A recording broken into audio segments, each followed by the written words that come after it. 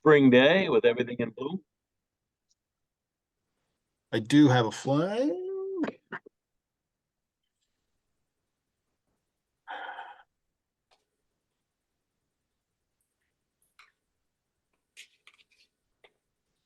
Everyone can join me in the Pledge of Allegiance. I pledge allegiance to the flag, United States of United States of America, America, to the to the republic, republic which it stands, one nation, under God, under God, indivisible, indivisible, with with liberty and liberty, justice for justice all. for And before we get started, perhaps a moment of silence to keep in mind all of our military members serving across the globe to keeping the peace. And certainly, whatever faith tradition we come from, let us pray for peace with all the troubles we have in the Ukraine, the Middle East, and the African number of nations that are in turmoil. So with that, just a moment of silence.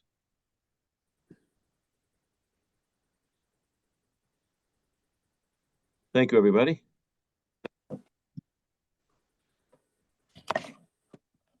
Okay, so today we have the draft capital investment plan oversight report.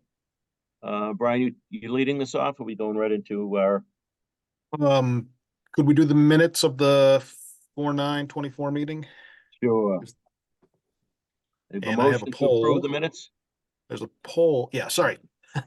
Need a motion. Sorry. We have a second. second. Dan from Whitman. Okay, so you see the poll up on the screen.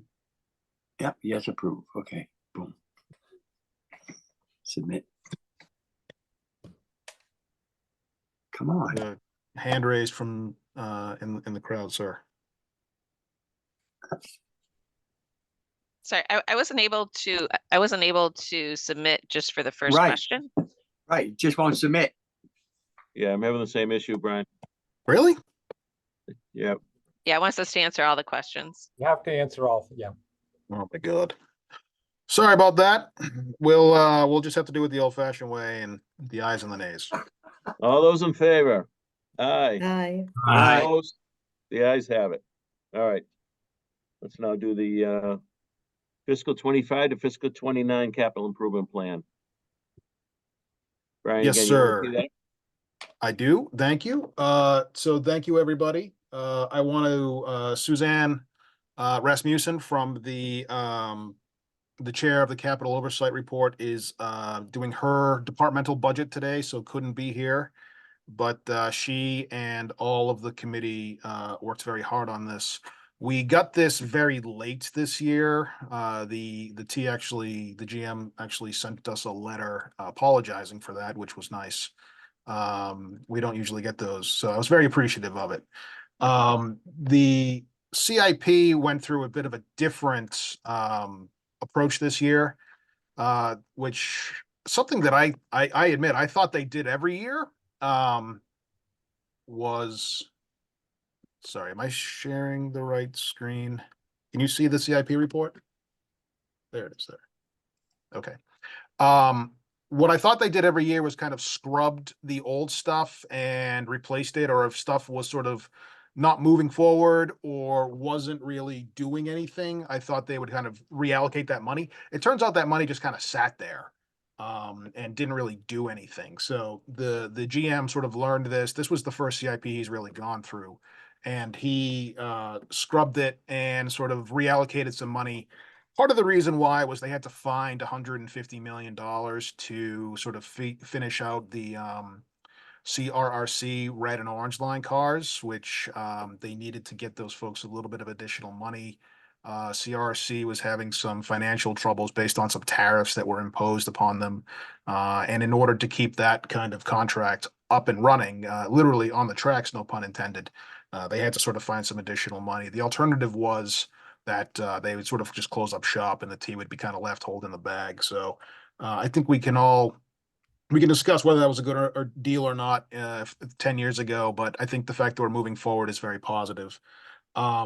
So the reallocation and the relaunching of the funding was very helpful, and they actually removed some stuff from the CIP that probably shouldn't have been there, and they put some new stuff on. So the new stuff that they put on is really focusing on a couple of areas. One is the track improvement plan, which I think folks have heard about.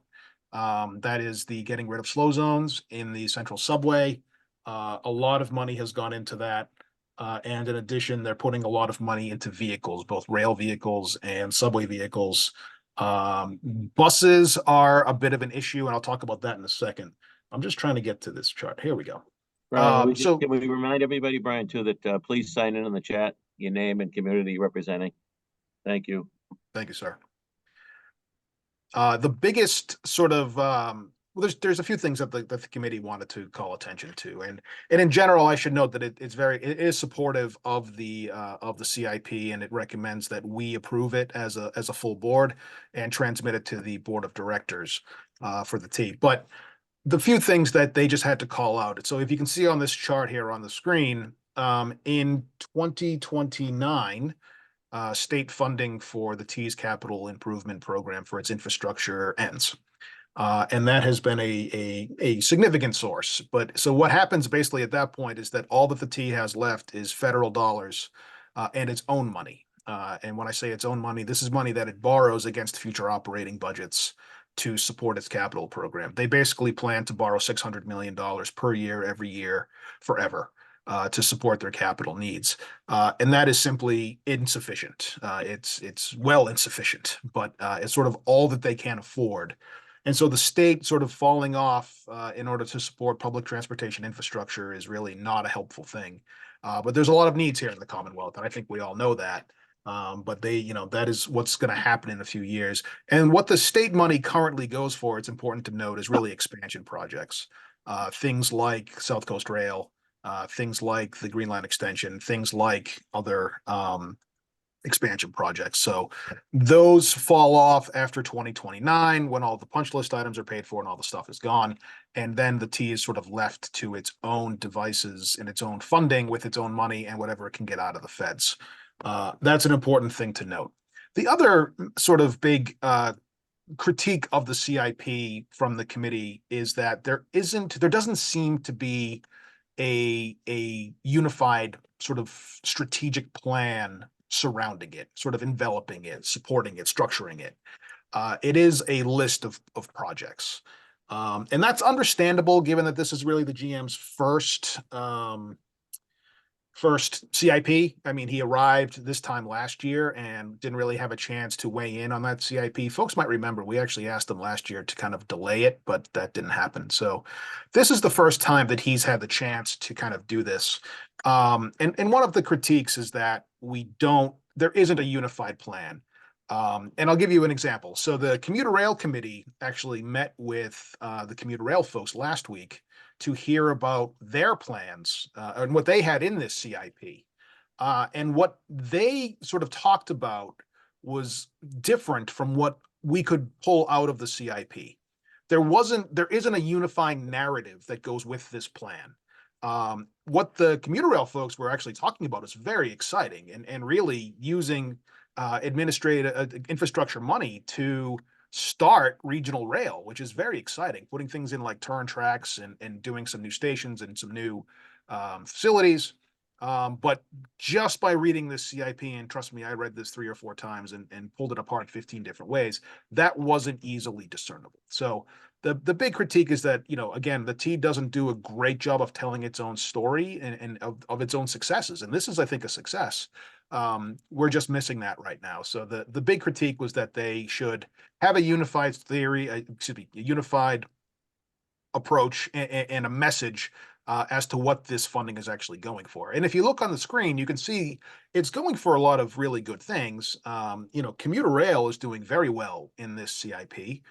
And a lot of that is for new vehicles, especially they're going to, again, put some money down towards the regional rail transformation, which I think is something that we all can support. And that's things like electrified vehicles, battery electric vehicles, turn tracks, new infrastructure, things like that. And then system-wide is sort of the next largest area, which is the biggest piece of that is fare transformation. And we did sort of ask them to explain that. This has been a project that's been going on for about a decade now. And I don't think anyone outside of 10 Park Plaza has a good sense of where it is or where it's going or when it's going to happen. So we asked them, not in a in a derogatory way. We just asked them to just explain what's happening, because this is a major project that's going to affect not just the inner core, but every commuter rail community out there. The theory is that, you know, new infrastructure is going to have to be installed at every station, and it's going to have a big impact. So we're just asking them to sort of help us understand what the plan is going forward and sort of what the vision is. And vision is something that you'll sort of see throughout the document that we ask them to get more into. I talked about commuter rail and I talked about vehicles. You can see this bullet list right here that mentions what they're currently planning on doing. Now, there's some folks are a little upset that they're kind of continuing to work on these diesel locomotives that you can see there at the top.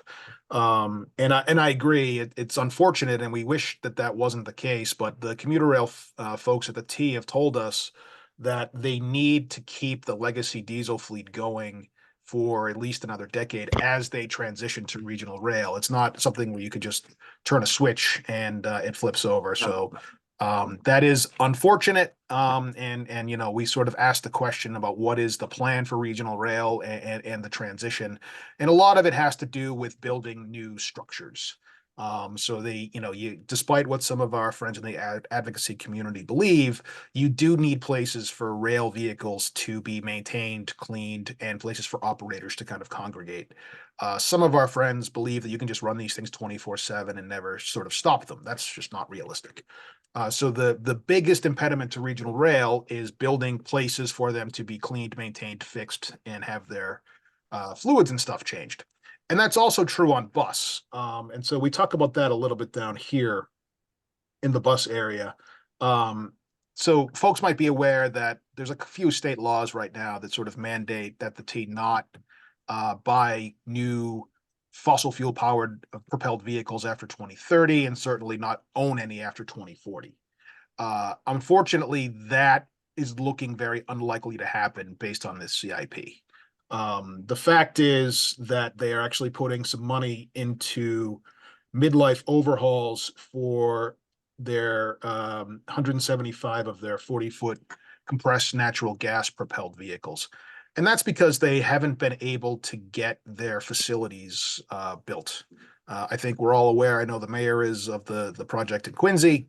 Following that is Arbor Way, and then there's a plan to sort of rebuild all of the T's bus facilities around the region to support battery electric.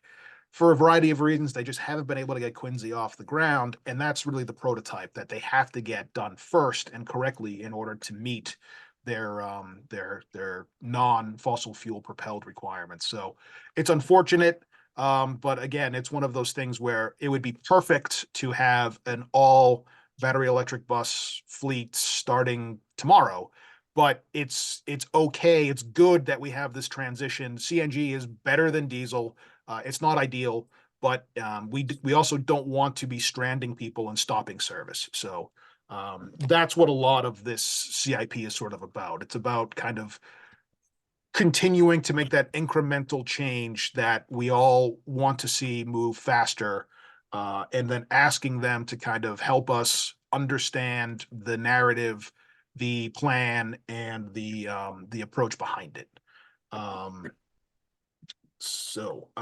then just real quickly, another way to sort of look at this CIP is sort of how they put the money, how they spend the money. I should have noted earlier, it's a $9.6 billion CIP. Wow. Encompassing 630 projects. So it's big. And you can see on this chart here kind of where the money is going. Most of it is going to vehicles. I mentioned there's a lot of money for commuter rail vehicles. There's also continues to be a ton of money for the red and orange line cars. But sort of excitingly, if you look at the second area, which is guideway, signal, and power, that's the track improvement plan on subway that they're putting in place to sort of remove the slow zones, renew the signals, fix up the tunnel infrastructure. And there's a lot of work that has to happen there, especially in the central subway. Some of those tunnels are from the 19th century, and they're going to need some major rehab work, as we just sort of have ignored them for 40 years. So it's important. And you know, we as the advisory board have been sort of pushing this narrative with the T for many years. They need to focus on core infrastructure, and they need to do more to sort of maintain what they have and do a better job of it. I think Phil Eng gets that, and I think this CIP is a testament to the fact that he's putting the authority sort of money where his mouth is, and then that's really heartening to see. So you can see where kind of the money is going through this chart. A lot of money on facilities. That's the maintenance and administrative facilities. Those are the bus facilities that I was talking about, the regional rail facilities that I was talking about, the retrofitting of existing facilities to be more climate resilient, which I think we can all agree is a helpful thing. So again, supporting what they're doing, but asking them to sort of help explain a little more where what the idea is, what the concept is, what the plan is. And again, this chart here just sort of shows where the money is going for vehicles in this CIP. You can see the red and orange line cars continue to be the biggest thing. Hopefully those will all get here sooner than later. God knows we need them, especially on the red line where the 1969 vintage vehicles continue to cause a few problems. And then you can see commuter rail is doing very well, followed by green line. And this 525 million is for the continued work on the Type 10, which is the new larger green line vehicle that I'm very excited about as a green line rider. And I know that lots of other people who take the green line are too. So, and again, this just shows that information graphically. If you're a visual learner like me, stuff like this helps. So basically, to conclude, the committee was supportive. Again, asked for a bit of a broader vision, asked for a bit of more narrative and context around why they're doing what they're doing and why they're spending their money where they're spending it. We want to be supportive of things like fare transformation and regional rail transformation and bus transformation, but we just don't have enough information what's currently in the CIP to pull that out. And the folks on the Capital Oversight Committee have been doing this for a while, and they know how to tease out CIPs. So I think it's important. It's an important thing to note that. The other thing just to note is that in the meetings we learned that there was $11 billion in departmental requests for capital programs, for maintenance programs, of which they funded about 840 million, which is a huge amount of money, but it is only 7% of what's requested. So. Right. We all know, all of us in government know that departments often ask for really more than they need. But I think we can safely say here that 7% of what's requested is probably inadequate, but it's what can be afforded right now. And that's really where it's at. The committee report also calls on, again, points out the fact that the capital budget is 100% supported on the T side by its operating budget, and that pressure continues to drain money from the operating side to move people on buses, trains, ferries, and paratransit vehicles, and that's not necessarily an approach to success. And then working with the committee, and I would call your attention to this if you get a chance to look at it.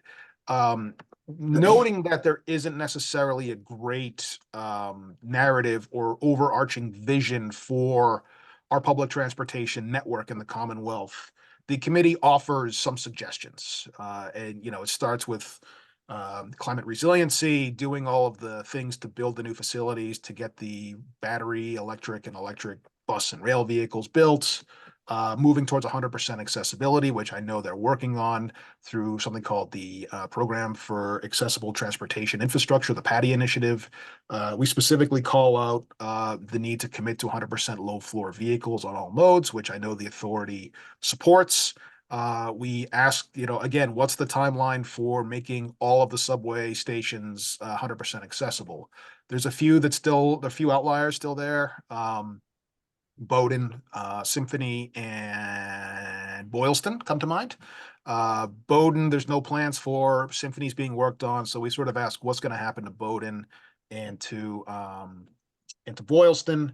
And then it gets into a lot of the sort of nitty gritty, and I would encourage you to look at this. So, the general manager has made it a point to invest capital dollars to remove slow zones to improve frequency and reliability on the subway system. And I think we've seen also as well on the commuter rail side that the new clock face scheduling, the frequency and the improved reliability has helped to bring back ridership on commuter rail. So what we're saying is we need to do more of that. And I think the team knows this. They're investing in hiring more operators to have fewer drop trips. But what we haven't seen, what I haven't seen yet, is a real commitment to sort of managing day-to-day service, especially on the subway and bus side, to not have those large gaps, to do real headway management. And that's been a problem for years. It certainly existed when I was there, and it certainly exists now. But the committee was hoping that that's something that could be called attention to and worked on. And that's something that is totally within the authority's control. They can put the resources there, using the infrastructure money that they have to reduce infrastructure-led drop trips or late trips for things like signal problems or things like bus operators not getting out in time. It just takes some management and it takes some focus. And then you can have a look at this. On each mode, the committee called out some ideas for things to focus on. And this just harkens back a little bit to the Fiscal and Management Control Board in 2018, sort of put this vision out there of 3-minute headways on the red line at peak, 4.5-minute headways on the orange line at peak. And by the way, all of this was headways that the T used to achieve all the time. This is not radical or going anything crazy. It's sort of what we used to do all the time. 30 or 60-minute headways on commuter rail, depending on the mode, switching to regional rail, sort of within the inner core. All of this stuff we've heard before, and I think it was important, and the committee felt it was important to put it all in one place. So I'm grateful to them for doing it. We do support the Red Blue Connector. I think folks are aware that that's been a project that we've supported for a while. The committee wanted to. This one is sort of important. We can't lose sight of the blue line. The vehicles on the blue line are currently approaching the end of their useful life. They've got a midlife overhaul and they're getting better, but they're getting up to that 20-year mark where things can start to go wrong. And while we're confident, the committee was confident with the reliability center maintenance that they're doing, that it's not going to be catastrophic. We don't want to have another red line, orange line situation where we just sort of don't do anything for so many years and these things continue to deteriorate. So we asked them to get ahead of the blue line through new signals, especially they have these very antiquated signals north of airport called trip stops, which don't really work well anywhere else anymore, and to look at the cars. So again, you can have a look at this. I think it's exciting. I think it's a nice vision for the advisory board to sort of try and get behind. And it's a good place for us to have kind of an anchor in operations as well as in the financial policy. So I'm grateful to the committee for doing that. So just want to note that these folks worked very hard, especially Suzanne, Jim Hoyers, Frank, very grateful to you as always. Dan, Karen was there as well. Alan, thank you, Alan. Ozzy was there all the time, and as was Christy and Yem. So we're very grateful to all of their hard work.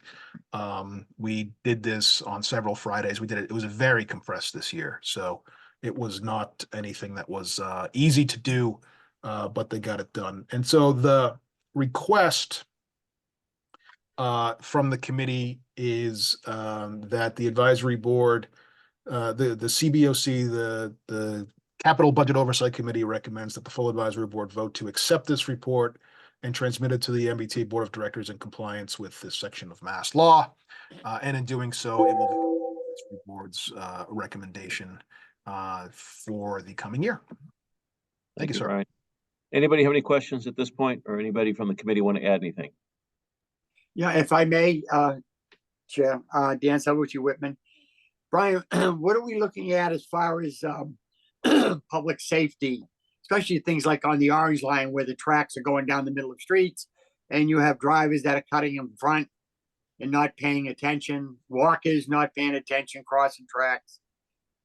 Is there anything programmed to try and upgrade or make the knowledge to the public that they need to be more careful?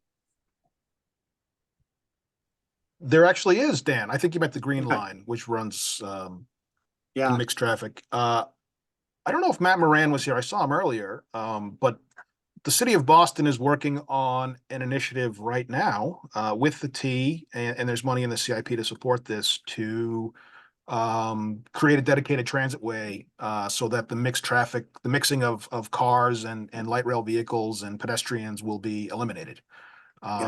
It's sort of a new initiative, and I don't know enough about it. I know enough to be dangerous, but not to give any facts. So I'd be happy to follow up with you, and maybe Matt could give you the real lowdown. Sounds I know, good. because Susan, growing up in Newton and being in Chestnut Hill a lot, and I mean in Cleveland Circle a lot, in Brighton area, that place I've seen ridiculous amounts of people just cutting in front of trains that are, Yep. you know, and in the intersections, and I couldn't believe my eyes growing up, but that's the way people are. all right, Gotta watch those we'll Salvucci's from Brighton. Sorry, sir. Yeah, move, there you we'll go. move on That's where we to, are. let's move on to Susan from Lexington, spirit of time here. Thank you very much. I appreciate this and the recommendations in the appendix. Thanks for including to the team for including the paratransit recommendation to go statewide. Question on next steps for our group. One of the Mhm. things I would love is kind of some like boilerplate language that we can take to like our select board, our local legislators on ways to really move things forward, like concrete, like what's needed money wise. It sounds like we also want to ask, you know, for funding beyond 2029. Is that something we might do? Is that Susan, I think that that definitely has to be addressed, okay? not only the capital side, but as we are going to be awaiting the report from the commission on going forward on the entire regular operating budget and what we need to do to come up with the shortfalls on the fiscal cliff. So I think that has to be kind of coupled together in a strategy to alert our local officials and perhaps, and I say this respectfully, put a little pressure on our legislative delegation. But we need a permanent fix. This is not something that we've been nibbling around the edges for a long time. We need a permanent fix. So I think we can get and maybe we can work with our consultant on that, Brian, come up with the strategy going forward. Thank But you. thank you for raising that, Susan. Tom from Revere. Good morning, everybody. And thanks for all the great work that went into this, these recommendations. I appreciated the piece about the blue line and recommendations to overhaul the cars, among others. I mean, you looking at that bar chart and or that pie chart and the amount of investment going into the blue line severely lacking. And on a related note, I saw there was a recommendation to extend the blue line to Lynn. And, you know, we certainly support that, although I know there are some logistical challenges to getting there. One thing I will say is there actually is already $4 million earmarked federal funding to support the design of a commuter rail station at Wonderland, which actually could be a more feasible approach to connecting Lynn commuter rail riders to the blue line a little bit more efficiently. And money exists for that. There's been a bit of a game of hot potato between MassDOT and the MBTA, determining who's going to take the lead and really build a sense of urgency towards using that $4 million to design a station.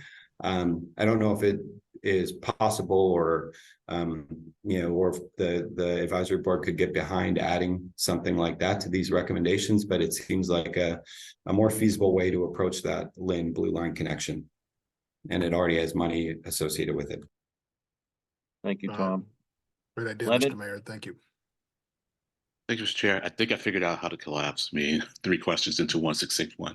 And Brian, when the committee would talk with the MBTA, were you able to get a sense of how they score things? As you know, on the MPO, our scoring of our various projects in our universe is very transparent, and so you could get a sense of the priorities, and how the projects align with those priorities. Because I'm wondering to what extent the spending, is matching the backlogs in the various categories. Because my sense is if I had to come up with a vision for the CIP, it's like let's just try to catch up with the big issues, with the big problems in the backlog.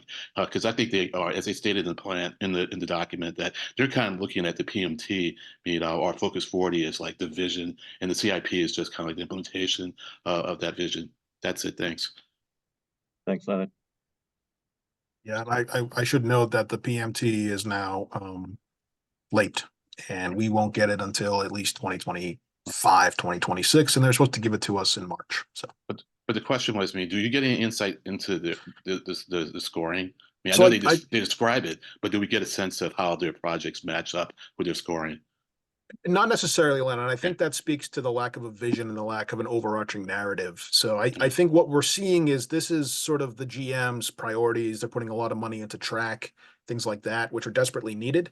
But I completely agree with you that there needs to be a lot more kind of transparency around what they pick and how they pick it. And I also know, I should note, the board of directors has been very strongly asking what didn't get funded. And why, and what's Exactly. missing here, and that's a critical piece, and I'm grateful to the board for bringing that up. Thank you. Dan? Probably going to get an embarrassing answer, but with this document we're looking at, do I have a copy or can I get a copy? Yeah, Dan, sorry if you didn't get it. It was in an email blast that went out with everything, but I'll certainly send everything out again with my apologies. I'm sure I'll find it, but thank you. And this, by the way, this was terrific. I really appreciate it. You really put it all together and gave me something I can report back to our select board. So thanks. Thank you. Any other questions or comments on the report? Okay, seeing none, I'd just like to make a couple of comments. And part of our role as advisory board is to look at things critically. And I think we do that well, and the committee's done an outstanding job on that. And I think the T appreciates that. I want to make sure we continue that partnership with the T going forward. As a board member, I've been quite impressed with the general manager and the work he's done to date. And I think a lot of that has to do with his incredible railroad experience. So I think him tackling so many of the on-site, and he's been in just about every station, every problem. He's done a remarkable job. And this is, as Brian articulated, this is his concerns going forward immediately. And as in any report, and we know we got major challenges funding wise, it doesn't meet every wish and every priority. But the good thing is that the T's doing a hell of a lot more work operationally in capital than that they've ever done. So we are going in the right direction, but we have a long way to go. We all acknowledge that. So I'd certainly accept a motion to approve the report. So moved. Second. You want to put the you want to do the ayes, Brian, or what? I'm afraid the poll will require us to vote on everything. Sorry. All right. So all those in favor signify aye or the hand up. Aye. Aye. Opposed? Okay, appears to be unanimous. Thank you. Thank you, everybody. I want to introduce Joe Regan from the MBTA, who I'm making a co-host so he can share his screen. Joe will be presenting the MBTA FY25 operating budget, and the request is that we vote to refer this to our operating budget oversight committee for their consideration and to report back at our next meeting. Joe, floor is yours. All right. Well, nice to meet everybody. I'm Joe Regan. I'm the Senior Operating Budget Director at T. I report up to CFO Marianne O'Hara, and then I've also got my Deputy Director Max here as well. So we'll go through the presentation that Marianne gave for FY25 at the most recent Audit and Finance Committee board meeting, and then we can answer any questions that you guys have about the FY25 budget. So with that said, let me share my screen here and we will jump right into it. All right. Can everybody see my screen? Yep. Okay. All right. So here, we're just going to start with our introduction and recap. So looking back over the past couple of months, the MBTA has given a couple of financial presentations. The first is the history of funding, and the second is the pro forma, which is our long-term 5-year projection. So the one sentence kind of summary here for the history of funding is that sales tax growth from forward funding assumptions were that revenue source would grow between 6.5 and 8.5% per year, whereas our actuals over the last 20 years have been about 2.3%. And cumulatively, that leads to a gap of about $9 to $16 billion in terms of a revenue shortfall for the operating budget. That is one of the major conclusions of that deck. The other is that debt, primarily from the Big Dig, also associated with the forward funding legislation, is really a drag on the MBTA's operating budget, and that legacy debt still exists in FY25, and that is really a major cost driver still for us. So looking at the pro forma, this is more of our forward-looking presentation, and the conclusions from this deck are really ridership is not recovered to pre-pandemic levels, which increases the existing structural deficit that existed even before the pandemic. It basically just exacerbated that problem. Fare revenues are currently at about 59% of pre-pandemic levels, which equates to about a $300 million annual loss in fare revenue. Then we look forward to FY26 as well, where the fiscal cliff is approaching, and our latest projection in the pro forma puts that at around $700 million with very limited deficiency funds to help offset the gap there.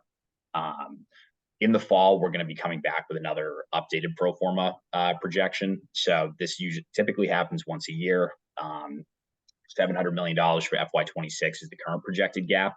That number will likely shift as we go through the year, get more information, project timelines change. It's just a rolling projection. And these two charts at the bottom, one shows sales tax, the other shows our ridership. And in the appendix of the deck, we have larger versions of those charts because I realize they're a bit small here. So the FY25 operating budget summary. There's a structural deficit of $307 million, which is balanced by using deficiency funds. We're also continuing to implement annual savings targets. This year, it's $93 million. So we are going to try to accrue that over the course of the fiscal year to help replenish the deficiency fund to help us in FY26. One of the major items that we're doing in the FY25 budget is utilizing federal formula funds for preventative maintenance to help balance the budget here. So looking at revenue, we have an updated ridership projection for FY25 fare revenue.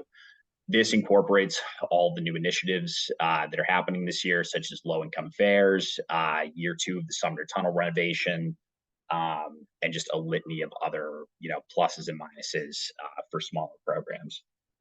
So this budget also assumes the one-time funding recommended in the governor's H2 budget recommendation. The state budget is still pending. There's 3 versions of this, as I'm sure all of you know. There's the governor's recommendation, the House, and then the Senate also come out with their versions of the budget. So for the purposes of this, we're assuming the governor's H2 budget recommendation. We've also got funding in here for the income eligible fare program. Our sales tax estimates are based on the state consensus revenue projections. Like I was saying earlier, we're also using federal funds and the deficiency fund to really close the gap this year. So looking at the investment side, we're continuing to hire critical vacancies for safety and maintenance. We're maintaining a high level of commitment to recruitment and retention efforts. And then we also have funds allocated for AFC 2.0 and transportation of the future, specifically South Coast Rail and the creation of the climate and environmental policy team. And then, as I was saying earlier, we also have program funding in here for the operating expenses for the income eligible fare program. So looking at the numbers, these are our revenue assumptions. Just going down the line here, we can see that our revenue increase is about 10% or $247 million. This is primarily driven by the additional revenues in the governor's proposal, as well as drawing down federal funds for preventative maintenance on the operating side. When we look at fare revenue, we are projecting a bit of a decrease here.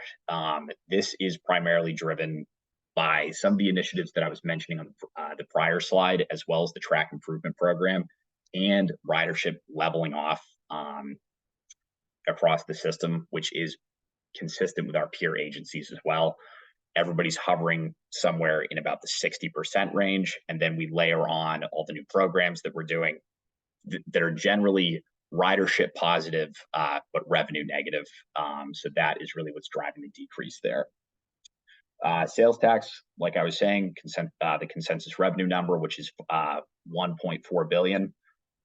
Contract assistance, we assume the additional 127 in the governor's budget recommendation, 45 for the income eligible fare program, and then the federal funds, as I was saying.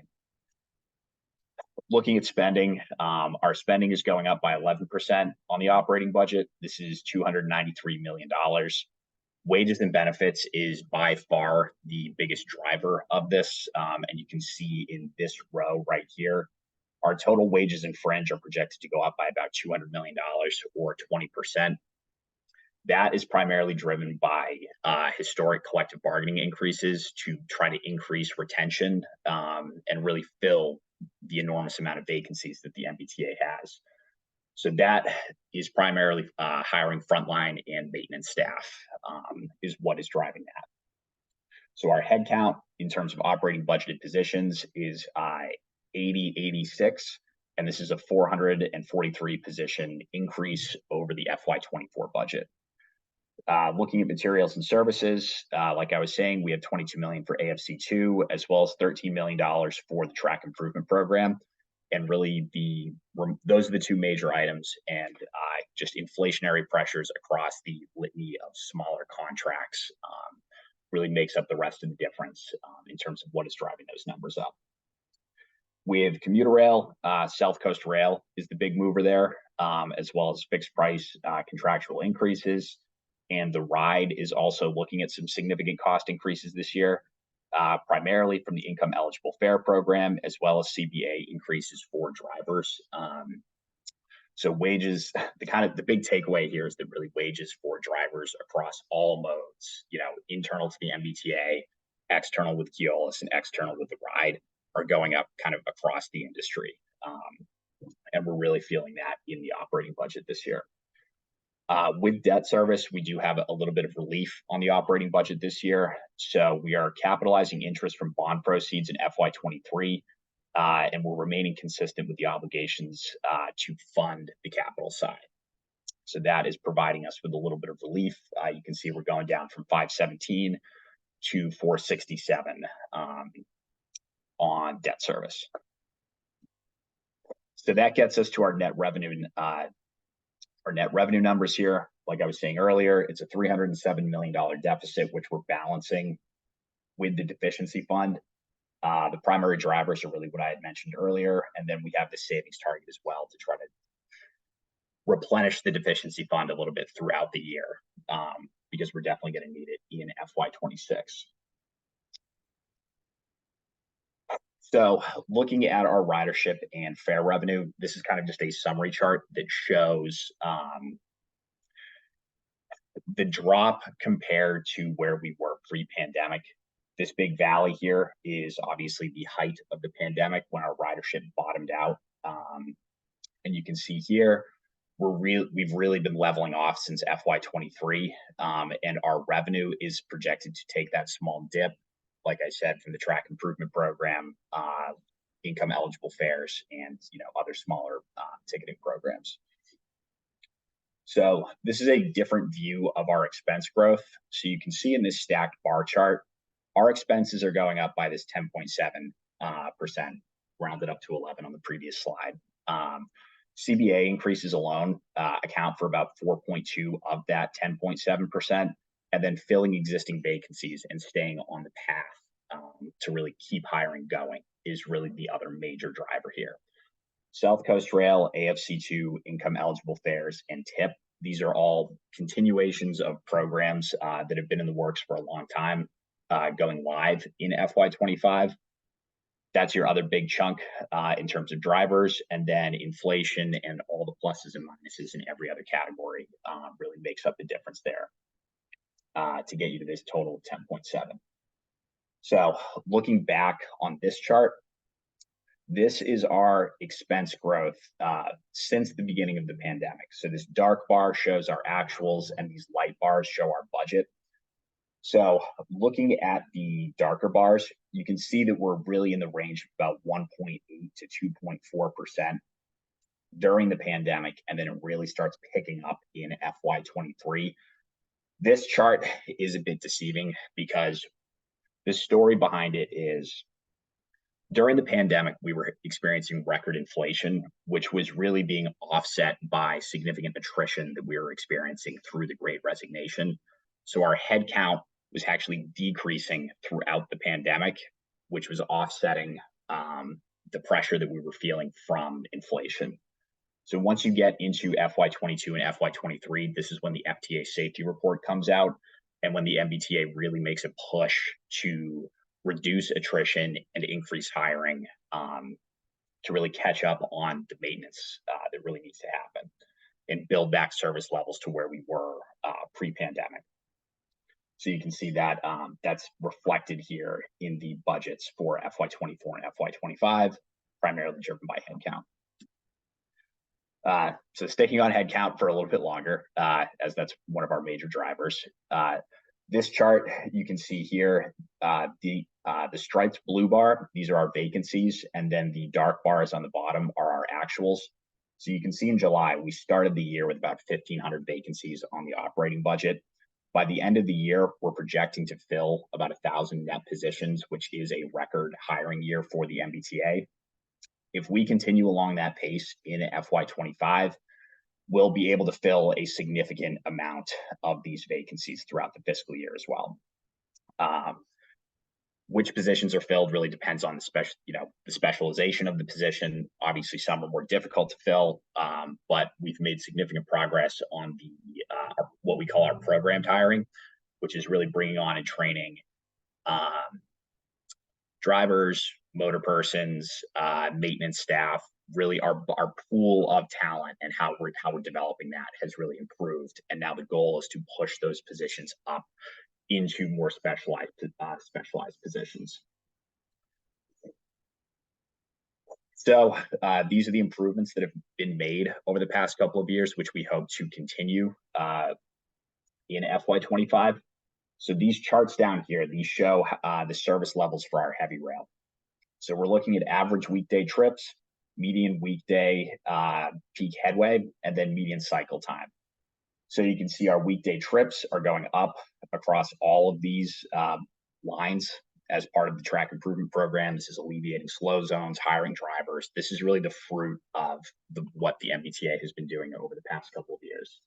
Our median headways are down across primarily the orange line. Again, track improvement program and hiring.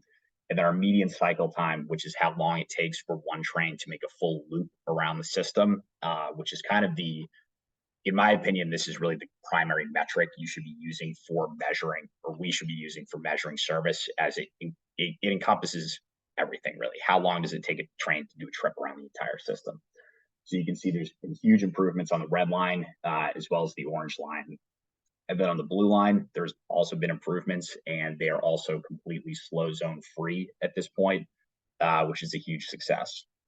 So we hope to keep doing that going forward in FY25. So now this is just a recap of the pro forma updated with the FY25 budget. So you can see here in the chart, our light green bar with these blues on top, this is our revenues, and we are reliant on the funding in the governor's H2 budget request, as well as, I would say, very significant utilization of the deficiency fund to balance our expenses, which are in this darker green bar here. So these, and this yellow bar on top just shows what our safety and service initiatives are. So examples of that would be like the Green Line extension, South Coast Rail, our safety hires that have really been pushed through with the 2019 safety report, as well as the FTA report that came out more recently. But the big takeaway from this is that we really need to achieve that $93 million savings target on the operating budget in order to start providing some relief for FY26, where you can see our expenses continue to go up and our revenues are fluctuating right around the same level. And then this is the final slide here. This is just the board vote language. So we'll be going to the board in June, and our deadline to vote on the operating budget is June 15th. So I know I ran through that pretty quickly. There's a lot of numbers there. So any questions, please, anybody chime in with anything you have.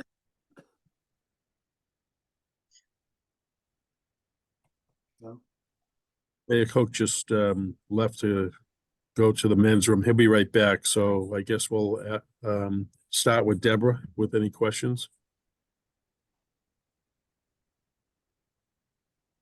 Hi, thank you very much. This was a very thorough presentation and I greatly appreciate it. But just to level set and help to bring me up to speed, in your first slide, you talked about under the section of pro forma, and you said the ridership has not recovered from pre-pandemic levels, which increases the existing structural deficit. So I'm focused on one thing, and that is ridership. Do you have any, since you're internal, do you have any concrete information why the ridership hasn't recovered since pre-pandemic? Now, I know I read the newspaper and I hear it's service levels, it's just a long laundry list of reasons why. But I still see a lot of cars on the road, and I'm wondering, do you have any kind of insight more than the outside public would have? Why is ridership still low? Yeah, no, that's a great question. And I can reach out to our ridership research group to get some very specific information on that. But in general, in my opinion, at least, I think it's a demographic shift, and really it's work from home, would be one factor. And then the second factor is ridership does reflect service levels and the quality of the system. So if you want ridership to increase, running more service is the way to do that. One of our peer agencies, WMATA, was actually in a similar situation about a decade ago. And when they started increasing their service levels, they did see increases in ridership. But there actually is a chart in the appendix here that I can flip to this one.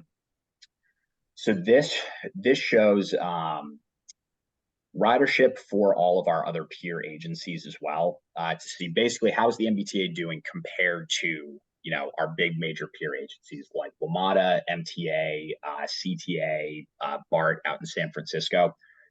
Everybody is really along this same path here. BART is slightly lower, and the MBTA is really right in the middle. MTA is really leading the pack, and it is reflective of service levels and the quality of service. I can reach out to our internal ridership team to really see what interesting data we could provide to the advisory board on that. But one of the bright spots that has shown over the past couple of years has really been the commuter rail, which really I think reinforces what I'm saying, where we started doing 30-minute headways on the commuter rail, and our ridership has almost fully recovered back to our pre-pandemic service levels. On the rail, that is where the MBTA experiences about 50% of our ridership. So that's Blue Line. Well, it's basically heavy and light rail is about 50% of the MBTA's ridership. So whatever rail does, your ridership follows that. And service on our rail lines has honestly not been great during the track improvement program with all the closures and everything else. So there are, in my opinion, opportunities for increased ridership at the conclusion of the track improvement program, which is scheduled to be in December. So I know I kind of bounced around a little bit there. So I don't know if that fully answered your question, but. Yeah, that got me in the right direction. Thank you very much. The second question I have, it is in that same area of structural deficit. And this is where you said there is a structural deficit of 307 million in fiscal year 2025. So I'm trying to connect the dots between the operational budget of plugging a gap to balance the budget and the CIP budget that we just reviewed.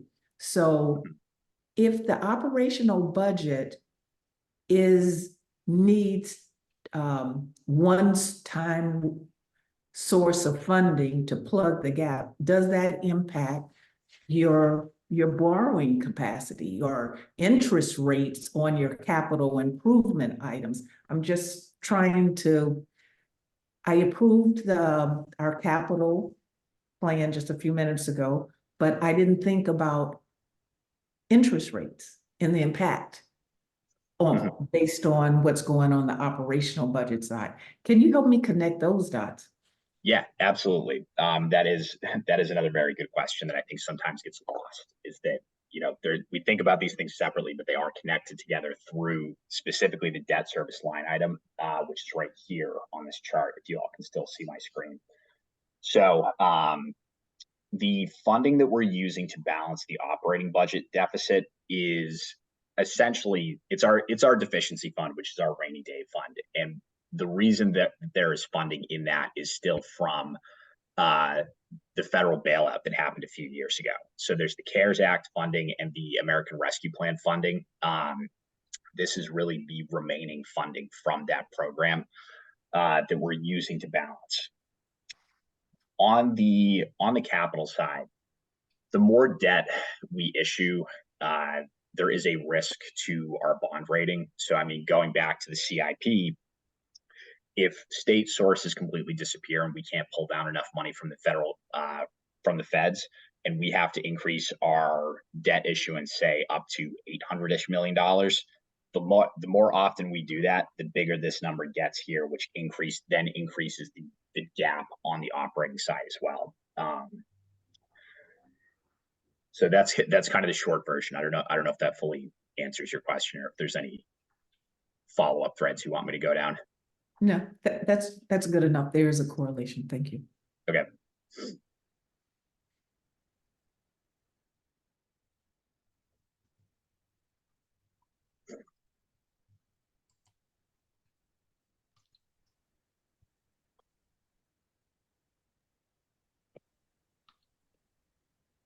Oh, it looks like Susan, you've got your hand up. Yes, sorry, I'm just trying to scroll through right now. What is the budget line item for AFC 2.0? So if you look at our spending, AFC 2 is within the services category. So that is in this chunk right here.